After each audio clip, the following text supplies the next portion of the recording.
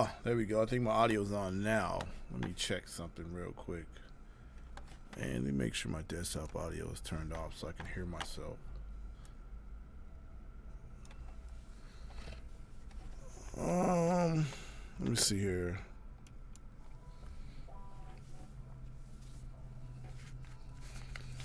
I need my hair done. So that's why I got to pull this back, because my hair needs to be. Let's see how my stream is looking. Let me check my stats real quick. 1080. I think I'm going to try 1080 60 next time. I think I'm going to try that. I'll make sure my camera's in focus. Let me change the focus area here on the camera. Find me, follow me on my trusty Canon. Yeah, let me try that real quick. Yep, let's do that right there. And I'm going to say okay. Let me see exit. There we go. Let's put it right on my face. There we go. So, Michael Williams here again with the, I think I need to turn my camera. I need to clean my camera. For those of you professionals, you know, don't do this like I'm doing. There we go. Yeah, there we go. So, I'm back here again with another tutorial. And right now, I see a couple people texting me. And let me make sure I answer these texts before I get started. Let me see here. I'm checking the messages real quick. Is there a way to, yeah, okay. Yeah, I'll cover that in today's tutorial or whatever, you know. Yeah, so we're back streaming once again. Let me send this to, let me see here. Anyways, yes, I am going to stream again. I'm going to try to stream again every day this week as I did last week. So thank you for tuning in and for watching our channel. Once again, my name is Michael Williams, and I am here just trying to look. I'll go live and somebody's streaming. Yeah, hold on. Let me see. Hello. Hello. Yeah. You still at the building? I'm actually in the middle of a live stream, bro. Oh, okay. Yep. I'll call you back. Okay. All right. All right. Nate, good to see you. Man, Nate's that guy, man. Nate just shows up and he's a support. And I gotta send you some Cash App or something, man. I gotta do something to support you because you're supporting what I'm doing. So once again, my name is Michael Williams. I am here. Let me see, looking like you're set up for a church service behind you. And Nate, we do have church service here once a week. Actually, sorry, we have Bible study here once a week, and then we have a service once a month. So if you hit me up, I'll send you the website where you can actually tune in and support if you want to.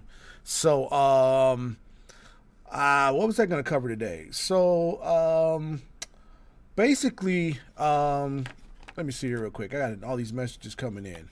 Let me see. Let me see here real quick. Oh yeah.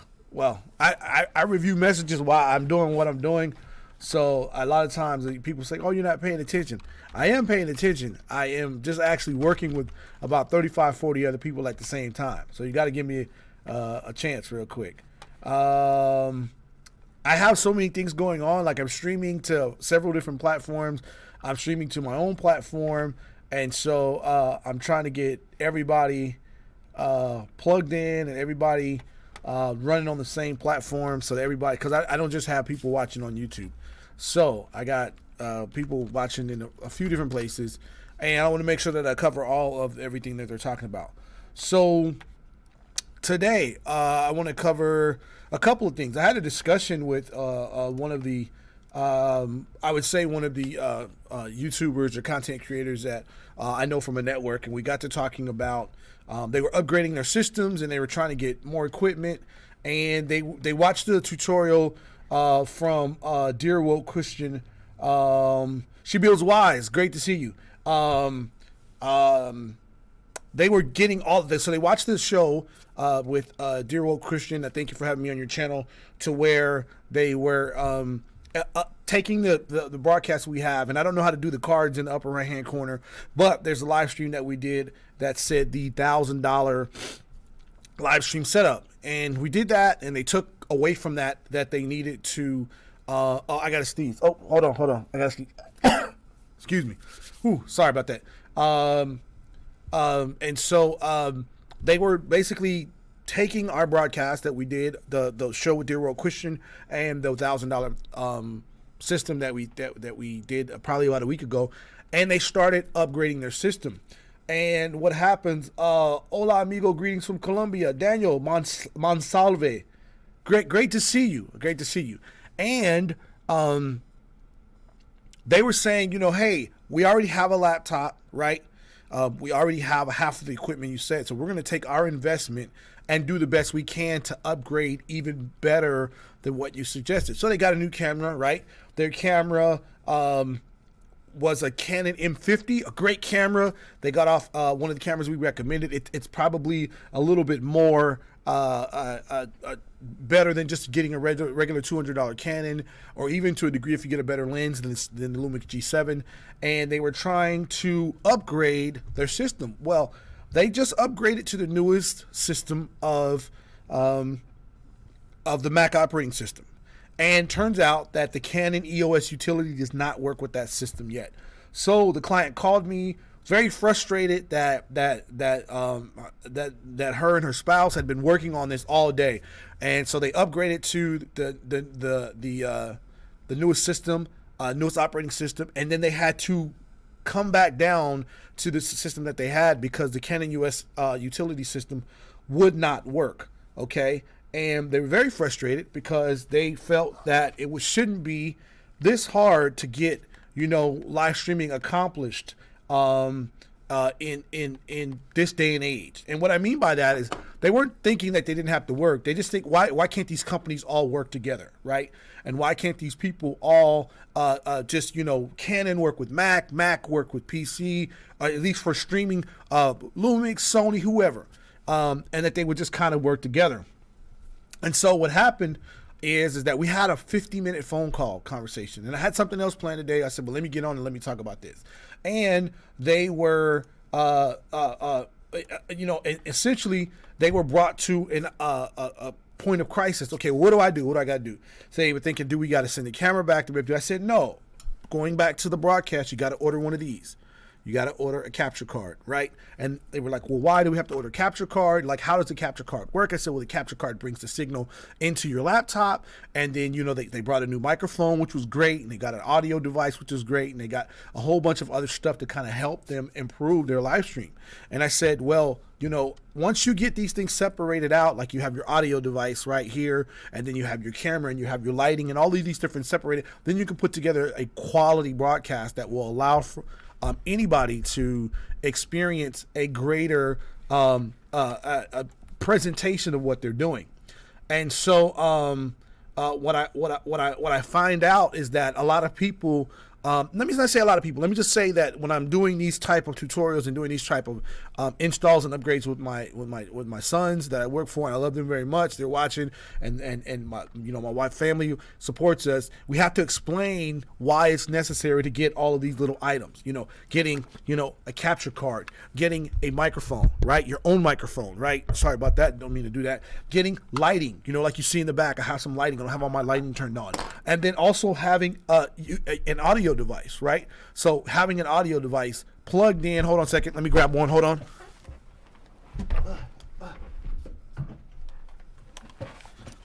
Having an audio device, right? Fix my hair back, right? I gotta get my hair done. Wifey, if you're watching, I need an appointment. I need my hair done. And I just wanted to, right, tell you, right, the work that you're gonna put into your live stream will help improve, right, the content that you're putting out. What I mean by that, right? When we see you put the effort into, right, getting your picture together and getting your lighting, like, normally I have my cheap lights, right? Today I use my softbox, right? Instead of just using the regular cheap lights, I use my microphone today, my big microphone, right? I have another microphone that I have, right? So I'm just encouraging people to learn the process that you need to learn to get your system together and allow for your system to actually be optimized to the best of your ability, right? So explaining to this content creator, hey, once you get the camera, quality going and you get the lighting going, right? The investment into your show will actually pay dividends, right? Because your people will see, right? Your followers will see that you care just as much as about trying to make sure that people can hear and see and all these different types of stuff. Instead of just getting out there trying to gain people without improving and working with them, right? This will give you, right, a little bit of appreciation for what you do.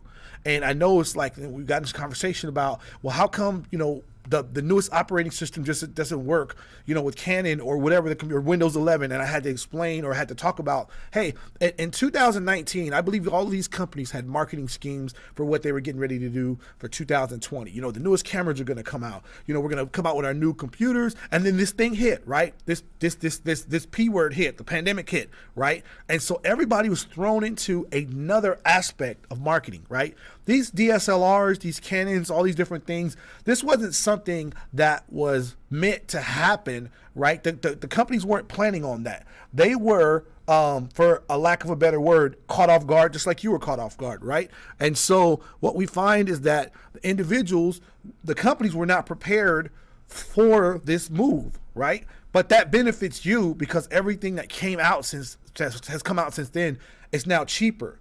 And everything that has been created has now been a benefit to your channel, right? Cameras are cheaper now, right? DSLRs have had to make different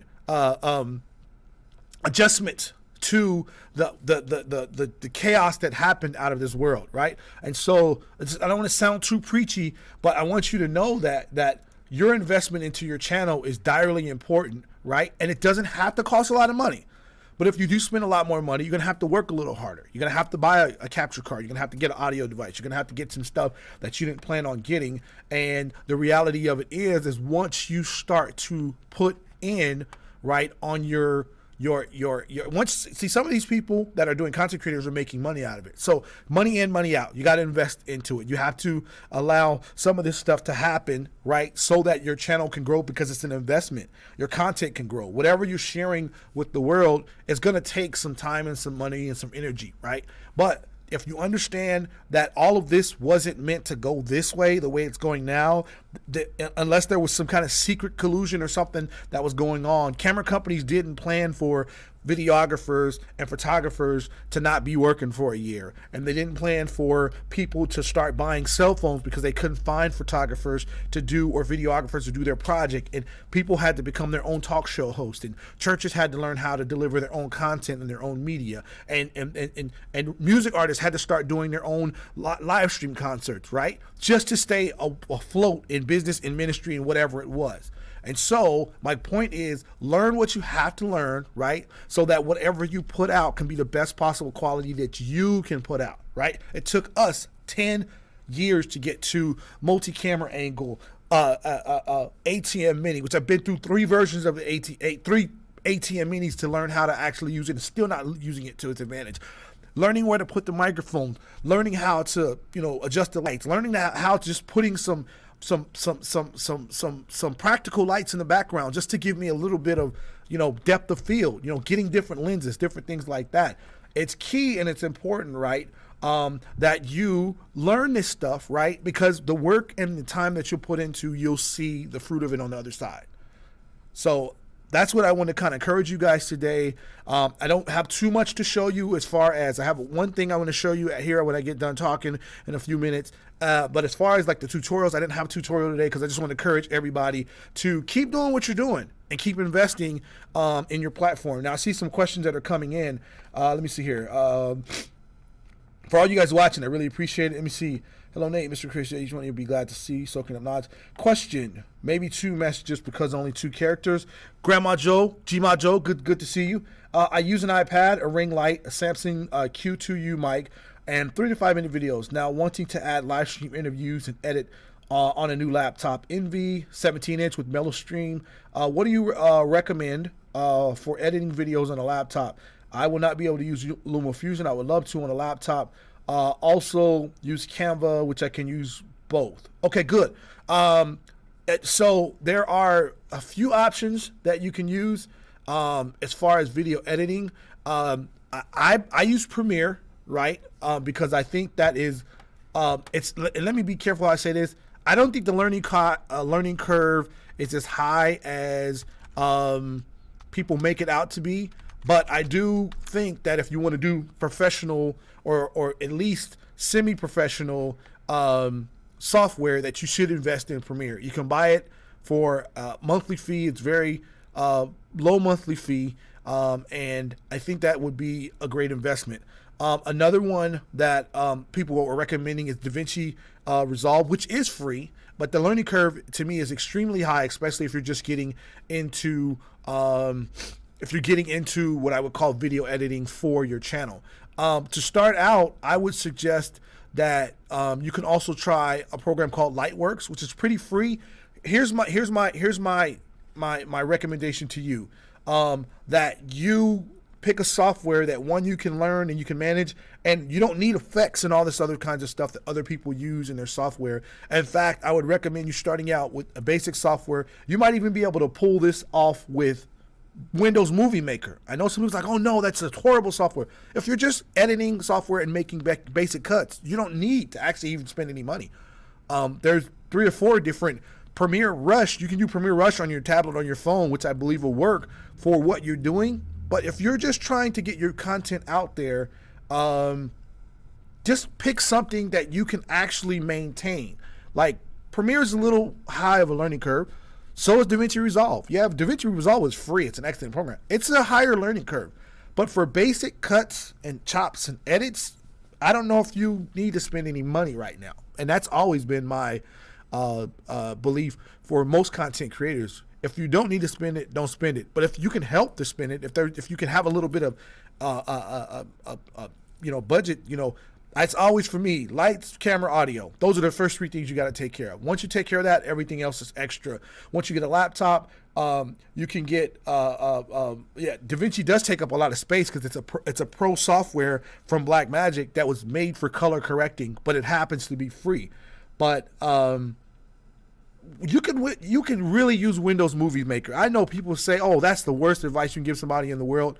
No, you can download a copy of Windows Movie Maker or Lightworks for free, do basic edits, because all you're going to do right now is put your intro in the front and chop your intro up on the end. And that's all you need to do to get it going, especially if you're going to do maybe 10 to 15 minute interviews and be able to export it fast. That's what I would do. If you're going to spend any money, I think there's another software. Let me look it up real quick. It's like $49 or something like that. Let me see here. I believe you can get. I think. Let me look it up. Actually, I think Premiere Rush is actually free now on a PC. I believe that's absolutely free. That's like Premiere, but it just gives you the basic options to be able to chop and edit. So I think Adobe Premiere Rush is free, and DaVinci Resolve is free. And I'm trying to find this other one that is. I think it's only like $20 or something. VSDC free video editor. Are you using a Windows? Just to be clear, right? Let me see here. We don't need fancy effects, but want to use star wipes all the time. I want to use star wipes. Yeah, because you're into to Star Wars, Nate. You're into all that kind of weird stuff. No, don't use star wipes. Let me see. DaVinci Resolve. I would go for you. If you have a Windows, I would go with Premiere Rush. Premiere Rush is a great free program. I would go with Premiere Rush. That's what I would go for.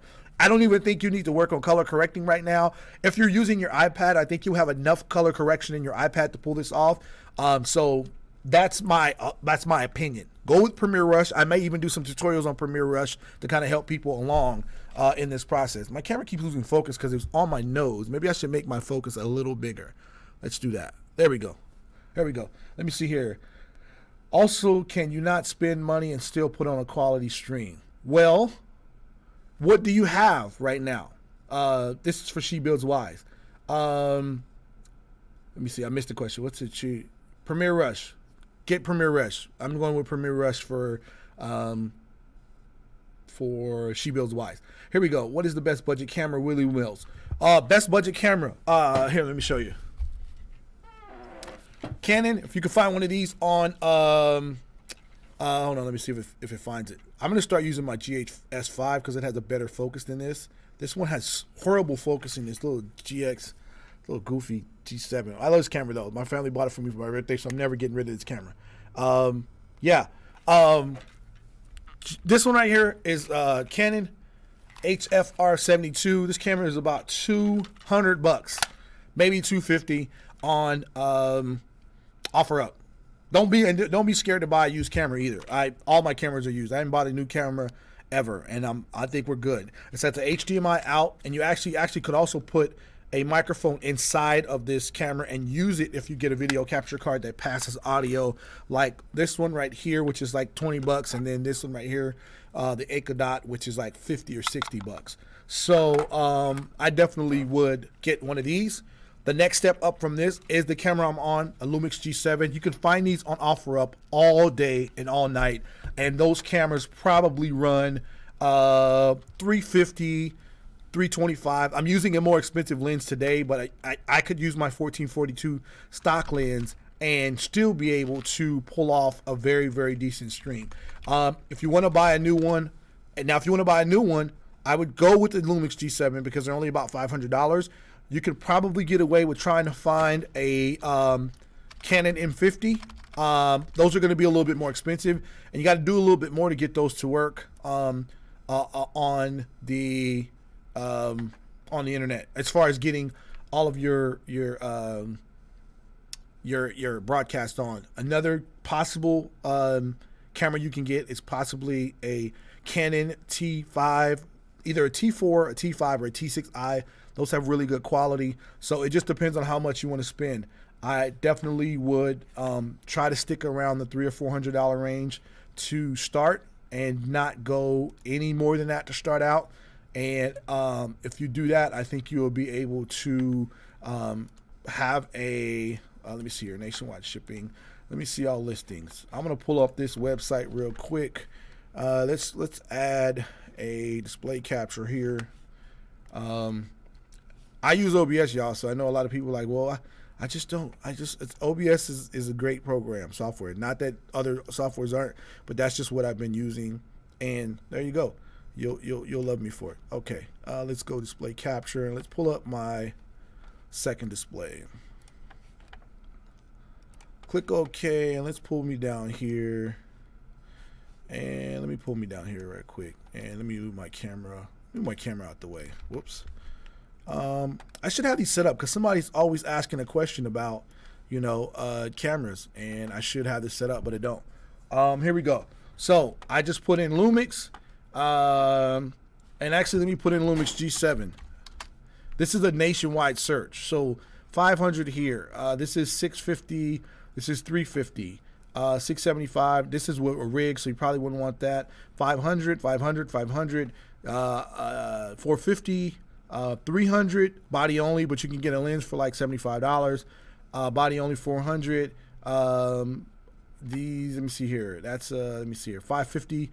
That actually wouldn't be a bad investment because that comes with a Rode microphone, which you can use if you get a HDMI capture card that passes audio, you can actually just plug the audio into the camera. Let me see here somewhere. 380, 400, 450 stock lens. So anything around 400 is good. 3 North Las Vegas. Let me see right here. This is ships for about $15. Let me see which one this is. Yeah, 1442 is a good lens. And then all you would need is what was called a dummy battery. The dummy battery allows you to have your camera plugged in so it doesn't cut off. But that's a good investment. If you let's put Canon T5i in here. This is nationwide. You can buy these new if you want. I'm just giving you. So Canon T5i body only, $300. $400 here, $250. And you can probably come up on a T5i for $250. If you look far enough. We have a guy in our city selling a bunch of 2.5Is for about $250, $300. So this would work. You just need the Canon EOS utility software, or if you can't get that working, I do recommend you buying a capture card. But these Canons right here, 400, 300, 350, 400, 500. And so that right there is the go-to for looking for camera software. go online, try to find a used camera. That's what I would do. So that's probably the best thing for a budget software. And the way you shop online, eBay or OfferUp, is to simply look at their reviews and also look at how long they've been a member of the broadcast. The member of the website. If you find somebody with an extremely low price and they've only been a member like a couple of weeks, don't buy from them. And if you need to reach out to me, we buy a lot of equipment from our for all of our distributors. And so my number is on the bottom of the screen. You can text me and I'll look for a camera for you and let you know if it's a good deal, and then we can go from there. But that is the best way to buy cameras. Okay, let me see here. Summary question. I have a Canon Rebel T7 used. Do I need a capture card for that? Yes, you do. Yeah, you need a capture card for that. You can buy any capture card that has a 3.0 connection. And I found out the way to know if it's a 3.0 connection is that you look inside of the USB port and it's going to have 5 pins. So that's something I did not know, because some of them will have a blue pin. The actual part will be blue, but it will not be 3.0. It'll actually be 2.0. So they just put the color blue here to kind of fool you, but it's actually not a 3.0 connector. So you want to get a capture card that has 3.0. I think those work better. A 2.0 one will work, but I feel like the 3.0 gives me a little bit of a better picture. And I think on my computer, the 3.0 goes up to 60 frames per second. It looks a lot smoother. So I have access to tools, but just unsure where to find the process of streaming, which direction to take. And most streams have a host. I want to focus on sharing resources. Seems like a lot of people have the Canon at 50. I'm going down the comments right now. With the camera purchase options, could it be that people are worried about COVID? Don't strike me, YouTube, because I said the C word. Oh God, don't do that. But I'm on my own website, so if you do, I can send people there. Which discourage buying users. Is Austin Williams only has a dirty output? I don't know what you mean by has. No, the Canon M50. So I just read like 4 questions in a row. My bad. Let me go back up to Grandma Joe's question. You need a capture card. Buy one. Don't spend more than $40. There you go. And I'm C-Built Wise, please stick around for about 5 minutes and I'll answer your, I think I have a solution to solve your problem. Okay. The M50 does have a clean HDMI out. The way you have to do it is you have to take an external USB cord, right, and I actually have one here. Let me unplug this. And you can get an extended one on our favorite website, Amazon. You're going to take this and plug this into your computer. You're going to take this and plug this into your M50. So you're going to have 2 cords going into your M50. You're going to have this cord going USB out. This is USB, I believe, Type A or USB Type B or something like that. And then you're going to have the mini cord going to your capture card. When you plug in, I learned this from a YouTuber. When you plug in your M50, right, your computer will come on and ask, do you want to do remote shooting? You say yes. Once you do that, the Canon software will load, but you don't need it. All it does is keeps the display off, right? And it loads a clean HDMI out into your software. So that's how you get clean HDMI out software from the M50. What are the drawbacks? The drawbacks are you have to turn off autofocus. That's not a problem. For most people doing streaming, they're in the middle of their screen, so you just make the focus area wide and you're good. That's it. It keeps your camera on, the camera will not power off, and it allows you to have a clean HDMI input. That's how you get a clean input. I know this for a fact because we've installed the M50 in 3 or 4 churches and it works. Let me see here. With the camera purchasing options, could it be that people are worried about unnamed sickness, which could discourage buying users? I think cameras were lower because I found that a lot of softwares had to make adjustments for the pandemic. And so you could no longer, like for us as videographers and we just get calls last minute. Hey, can you come do this? Like we stayed in business by lowering our prices, right? So I think that's how, when streaming started in I want to say for us, March of 2020, there weren't a lot of options for streaming, but then options started coming out the woodwork. Like a 4-channel switcher came out of nowhere and was $295, and then the next version came out was $595, but it was still 4 channels and it could record. And then the next version came out was $895. It could stream 4 channels, it could record, it could record individual outputs. And so a lot of people who had spent $4,000 on a video switcher were upset. Well, the company's like, we got to stay in business. And since nobody's doing major concerts and events and half the churches in America and all the businesses are closed, we have to turn to the little guy to keep us open, just like we had to reduce our prices. So I believe that stuff was being reduced and things were being adjusted. So bigger companies had to do like we did. They had to make some adjustments and they had to be prepared for the change. And so you got the benefit of that. You were able to find software cheaper. You were able to find peripherals and different things cheaper than you normally find them. And so I think that is where the lower prices come from. Now, stuff's going back to worse. So you might as well buy up as much equipment as you can and keep it on storage for if you need it for something else. That's my idea. When I find a deal, even if I don't need it, at least for what we do, we try to keep some extra equipment around. And we've had to, not humble brag or anything. We've had to keep some equipment down for other people. Like we had extra ATMs around just because they were out of stock and we sold them to other people at cost. It was like we were making money off of them. But if you can get some extra equipment for your streaming, some extra lights, even if you don't use them all, or color gels or something, by all means, I think you should get them. Let me see here. Do I know anything about Camtasia editing? Yes, you can accomplish the same thing. Let me not say the same thing. Camtasia allows you to capture a screen, right? And you can do a lot of cool tools with it, like highlight and do different things. I think between Premiere Pro, OBS is free too. You can do screen captures on there. I believe you can pull that off without having to spend the money on Camtasia.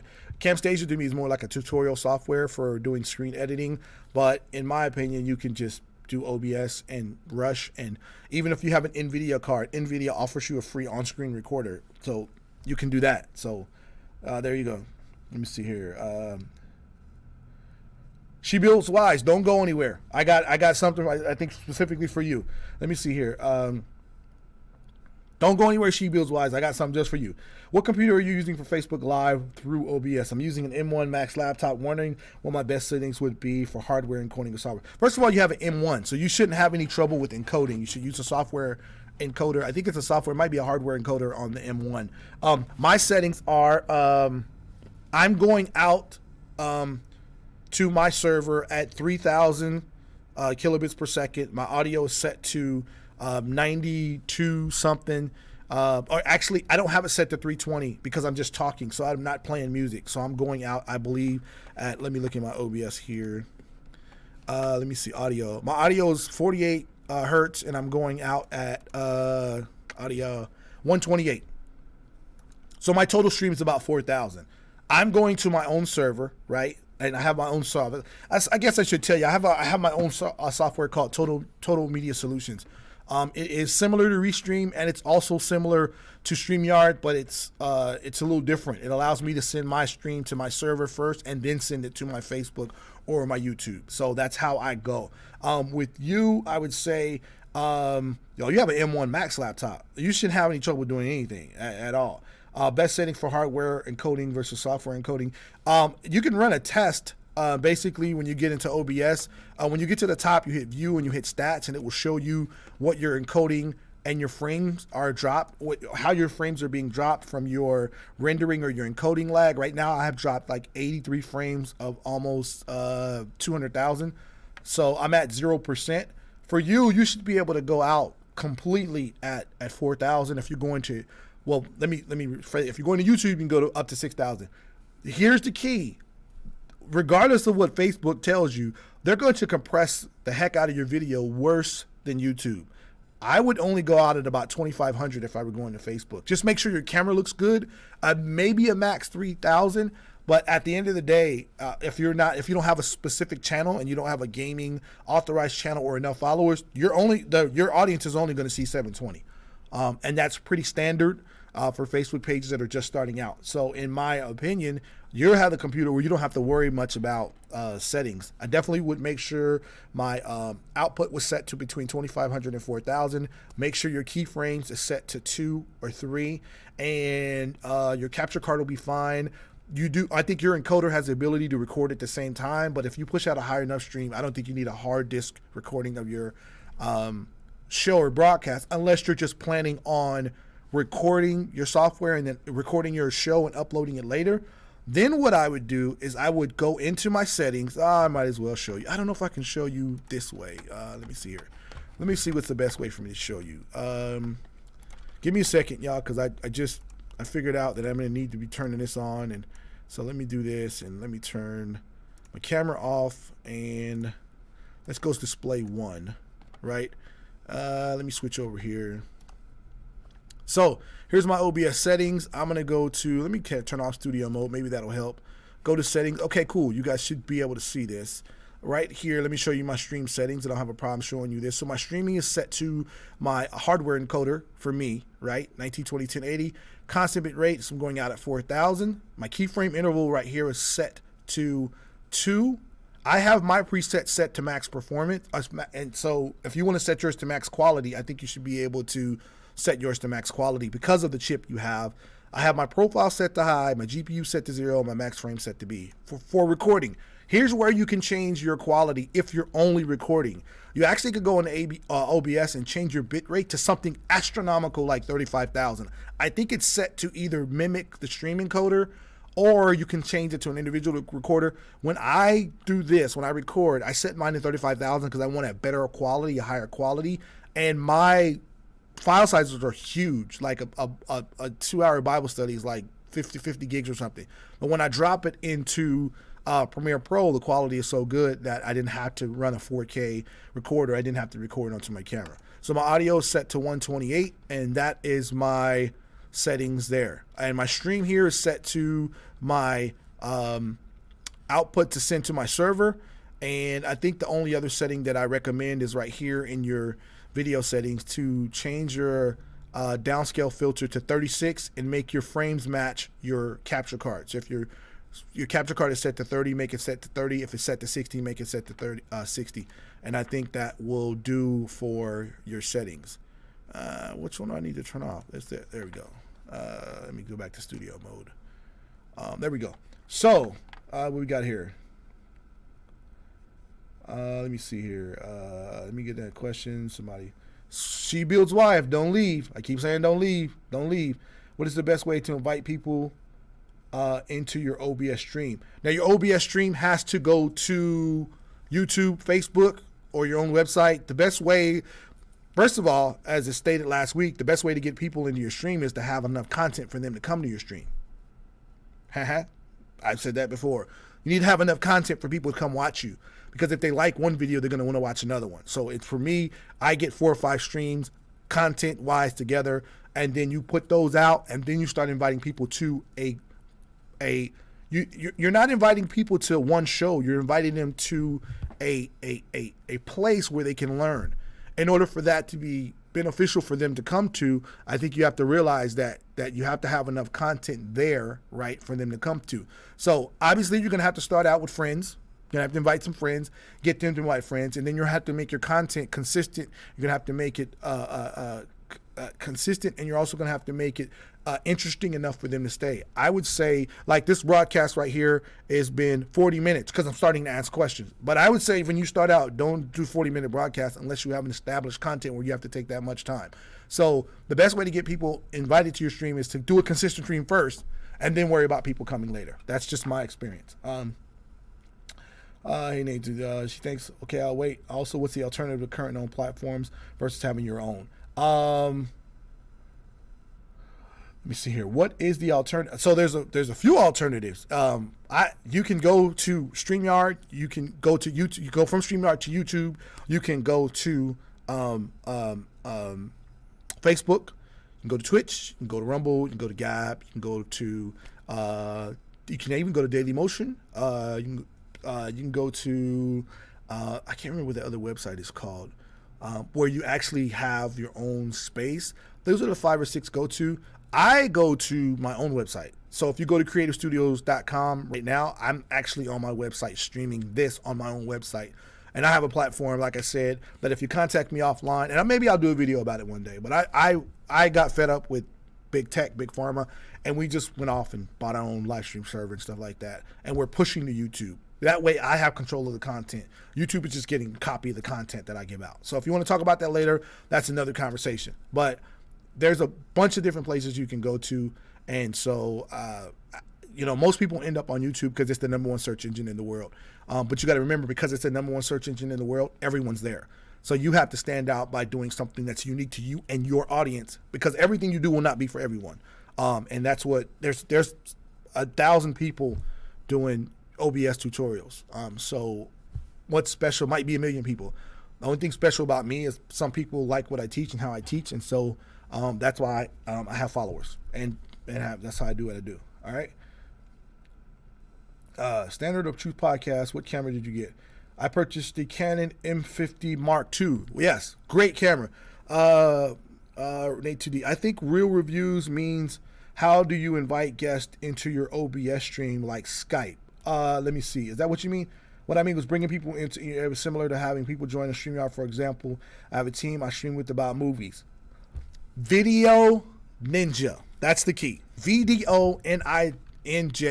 Now, I'm giving away some content I shouldn't give away, but you're going to keep asking me, and I'm going to go ahead and I'm going to give you some of this content right now. I know there's some of my partners are like, no, don't tell them. Wait. Okay. Well, I'm not. Well, hold on. Let me give you y'all wait. Give me 6 more minutes. Okay. Let me see. What is this?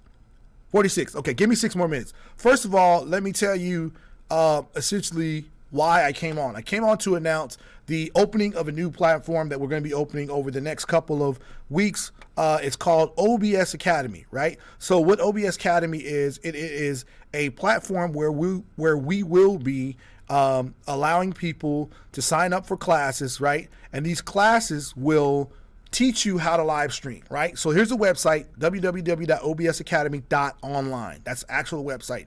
If you go in there and put your name, it will give you a free PDF on how to improve your live stream, right? So that's the thing that so She Builds Wise, this is something you should do. You should go on there, put your name in there, right?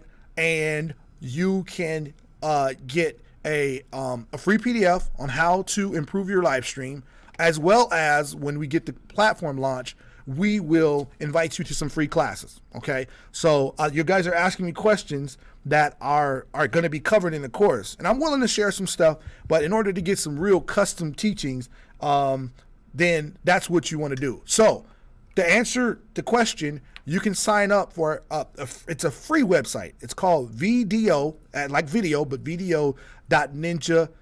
.ninja. That's actually the website, video.ninja, right? So on video.ninja, you can create a room, right? With this room, you can invite up to 30 people in the room for free, right? And it's called Video Ninja. It's not exclusively for OBS. It can be used with any streaming platform, or even just to do a video call. You can literally go to this website, type in Video Ninja. One of my mods drop it in the comment section, because it's hard for me to watch the comment section do this. Video.ninja. That's the website. When you go there, it'll say create a room or join room with the camera. You can do that and send out an invite link and bring people into your broadcast. And after you do that, you'll have almost the identical setup, a StreamYard, with a lot more customizations than you can in StreamYard. A ton of customization. When I say a ton, I mean a ton. I mean different layouts, muting audio, sharing screens, all types of stuff that you can do. So if you're looking to do that without paying StreamYard, I'm sorry I had to say that, StreamYard, but I got to eat too. You can do that. That doesn't put any money in my pocket. That's a free tool you have to learn how to use. Now, if you sign up for OBS Academy online, we will show you how to use it to a deeper degree. And for now, y'all go over there to the website and sign up for the free PDF from our school, so that we can get the content out faster. And nothing's being charged right now, so don't worry about paying no money. We just have to get people on there, and there's a survey on there as well that you can fill out that will let us know what you actually want to learn from this academy, because we have a course and curriculum, but we got some other stuff that we're going to do. So Video Ninja is one of the top platforms that we use. It's free. And actually, if you want to learn how to do live streaming on a budget, there's no reason why you should not go to that website when this broadcast is over. And the description, the link will be in the comment section. And that will help you learn how to live stream. Not just in OBS. I know it's called OBS Academy, but we will be showing people how to live stream. We will just be using OBS, and all of the principles that we're putting into OBS Academy will work on any platform. They will work for the person using StreamYard, and they will work for the person using YouTube only. They will work for the person using vMix, whatever you're using to get your software out there. We will help you get it done. So that's kind of why I asked Chibi's Wise to stick around. Go to the website, fill it out, get your free PDF. At least we'll have your contact information. And so when we let it all go, you'll be in the contact loop, and you'll be ready to get some free classes and learn how to stream to the next level. So I got, let me see, 2 minutes left. So let me hit some questions up real quick. What kind of computer do you need to do all this? Like, I assume Chromebooks wouldn't work, but a good starter computer would work. I actually have a video on one of my platforms where I did get Chromework to work with StreamYard because StreamYard is just an online platform. And if you use the capture cards, I'm always big upping. There's no drivers for these, so you can plug these right into a Chromebook and they work. The difference is that you do need a decent computer. As I recommended, any computer with the newer generation i5, 8th, 9th, 10th generation i5, or i7, you need, in my opinion, 16 gigs of RAM on a laptop. 16 gigs of RAM on a desktop will work phenomenal.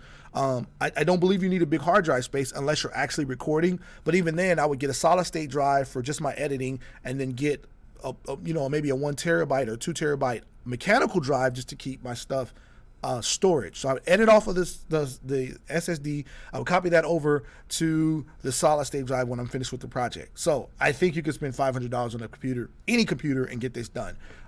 Most of the churches that we've been working with, they've been spending about $500 to $750. The higher end people are buying old gaming laptops work phenomenal, or a Mac Mini. Get you a Mac Mini for $699. Upgrade to the minister. Upgrade the memory. Let me see here.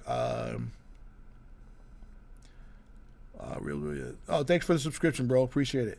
Let me see here. I think prequels, sequels. Hey, you mods. I didn't make you a mod to talk about movies. Pay attention to you talking about stuff here. Pay attention. It's people asking stuff. Pay attention. Thank you. Now, back to the thing. I think we have everything answered here. Let me make sure I didn't skip any questions. So it's mainly about your own preferences and having control over your own content. That's powerful. Absolutely, She Builds Wise. Yes, I can say whatever I want, when I want, in regards to teaching. I teach the Word of God, so that's kind of like what I do. So I'm not trying to be controversial, but I don't want anybody to miss something. We were having problems when we were doing funerals during the pandemic. A lot of families would come in doing slideshows, and they would have music on them, and YouTube didn't like the music, and so they would either stop the funeral, delete the funeral and stuff. So we had to buy our own live stream server just so families could get closure on their loved one's death. Now, I'm not encouraging copyright infringement or stealing. That's not what I'm saying. I'm saying it's hard to tell a mother she can't play her son's favorite song or whatever because YouTube doesn't want her to. And so we take the copyright warnings. I'm fine with that. But at least when the funeral's over, I have a full funeral that I can give them online.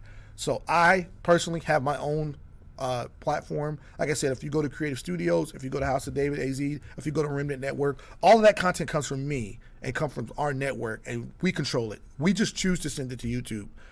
So I'm thankful for everybody here that's following and has supported the channel. We appreciate it. But the reality is we own all of our own content as far as what we're trying to do, and we don't go through putting a lot of copyrighted songs on. Like, we own a Christian radio station, right? We've gotten permission to use it from the artist directly, but if I put that music up on here, then I get a copyright claim from a label that's already given me permission to use it, and so then it becomes a hassle. And we've had that issue on Facebook where we've been in middle of church services and there's a whole 20 minutes missing of the service that's been muted because they did a praise dance or whatever it was, or because we're just hired to do video. So we can't control the content of what's going on. So that's what we do. We control our own content, how we want, when we want. That's what we do. We don't necessarily push everybody else away we went. But if you do want to, have a talk about it offline, please hit me up in the comment section. I'll call you. So there's a way to learn etiquette in live streaming and sharing Christian-based content. So is there a way to learn etiquette in live streaming and Christian sharing? I've been actually asked to do some tutorials on that from And my wife is probably watching. She asked me, when are you going to do some tutorials on sharing Christian-based content, and how to share it and where to share it. And so we may consider that. I don't consider myself the expert. Like I said, we have 1,200 followers because we didn't create this channel to get followers. So that may be possibly something that we can go down the road of advising how to share. I mean, a lot of what we would share would be just biblical information and mandates, but there are some things that you can do to be prepared. Like when we get prepared for our broadcast, I know it seems disorganized, but I have so many people that want to come in and talk. We try to organize. Like in OBS, I delete my scene collection and I start from a new scene collection every single broadcast.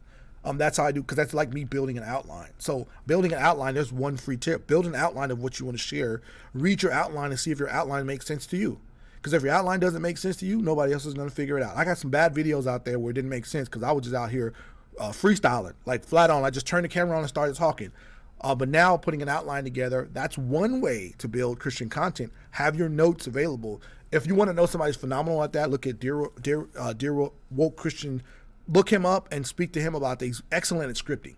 Scripting is a very powerful tool that you can use to just put some stuff in order about what you're going to share. I happen to teach the Bible all the time, so I'm pretty good with outlines. I'm not always as good at putting together my content for my YouTube channel. It's a little different audience. So, but that's one thing to do. Write down notes of what you want to talk about. And if you can, try to limit your timestamps. Like I try not to go over 60 minutes on these lives, but when the comments are coming in and the questions are coming in, then I kind of feel obligated to try to answer them. So I think that would be my final recommendation on that. And going to the comment section, I think that's all I have. I do have a let me see. I actually have some people that have my number that are sending me questions real quick. So let me see here. Let me check this and see if that works. Just for the question. This question isn't on YouTube, actually. Let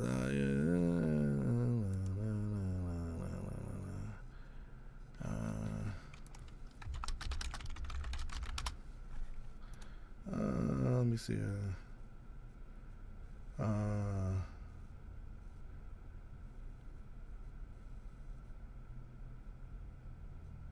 Let me see here.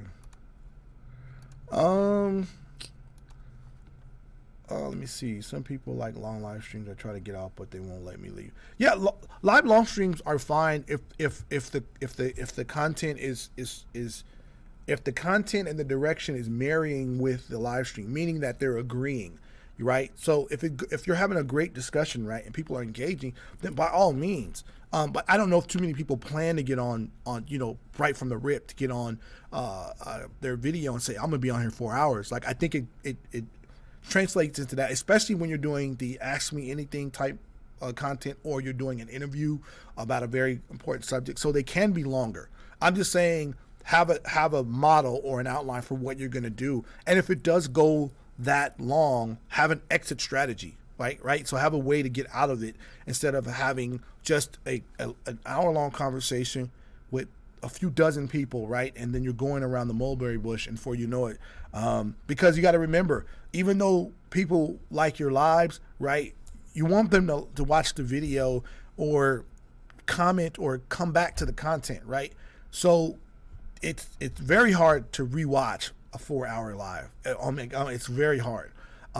Sometimes the attention span is just not there. That's why most movies are not over 2.5 hours, 3 hours. That's just what it is.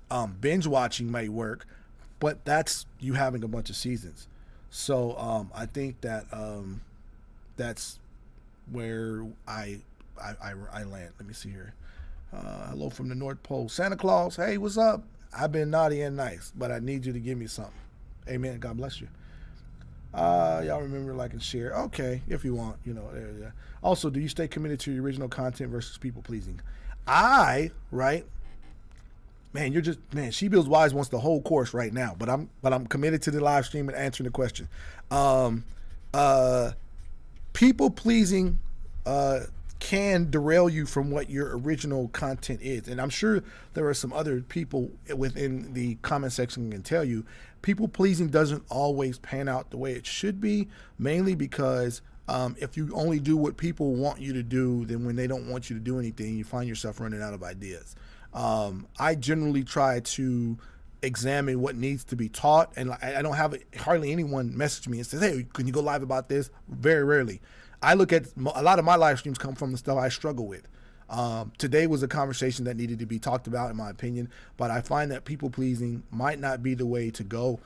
Taking maybe coming up with an online survey or something like that will probably work, because in that way you can examine what topics are really, or maybe doing a poll and trying to find out what subjects need to be covered.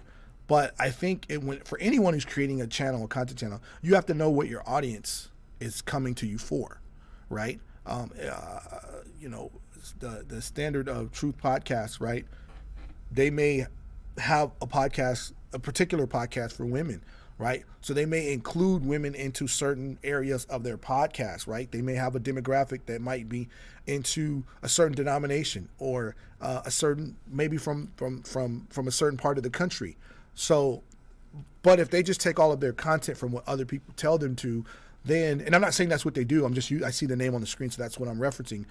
It would be best for you to come up with a list of things that you think you want to talk about, right?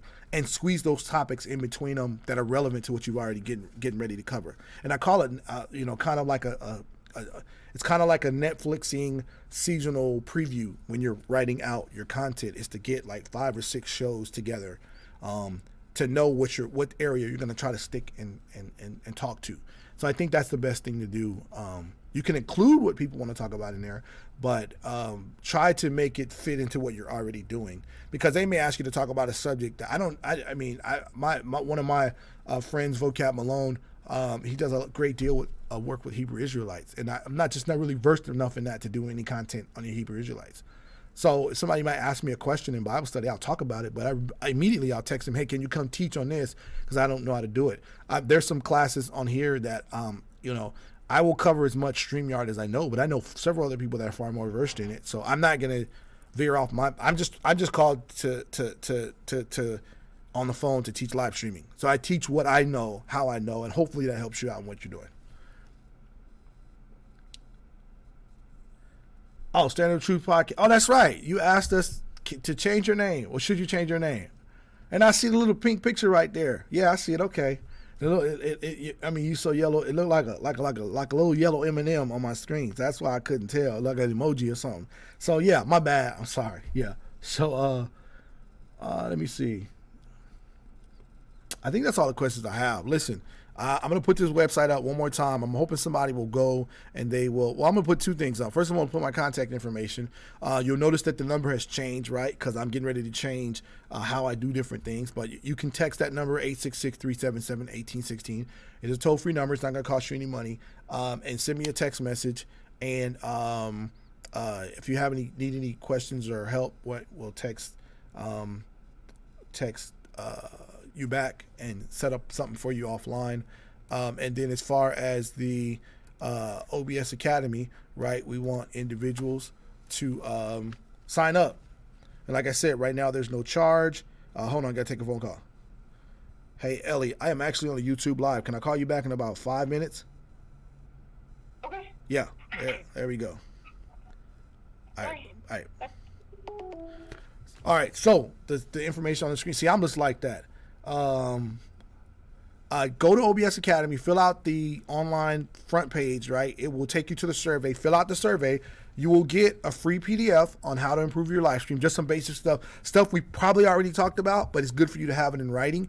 And then it'll take you to the live stream survey, which I think you should fill out, because it will give me an idea of what you want to learn. We haven't come up with a pricing yet for OBS Academy, but I can tell you when we first launch it, we'll probably do a few memberships, if not the first batch of memberships, for free. or by donation or something. But we're looking at about 25, 30 classes in probably 6 different areas that we're filming, and we're putting together a lot of different content. So we would appreciate your help in that, and mainly because it will give you the opportunity to work with us one-on-one so we can improve your stream directly and not just improve it through, you know, trying to do these different things. So click on that. I got to run because my next meeting is just called me, and I got to set them up, and we will go from there. So I thank you for watching. If you got any questions, please leave them in the comment section after the video's over, or, you know, stay in the live chat and talk to whoever you want to. But I'm Michael Williams with OBS Academy Creative Studios. Thank you for tuning in. God bless and good night.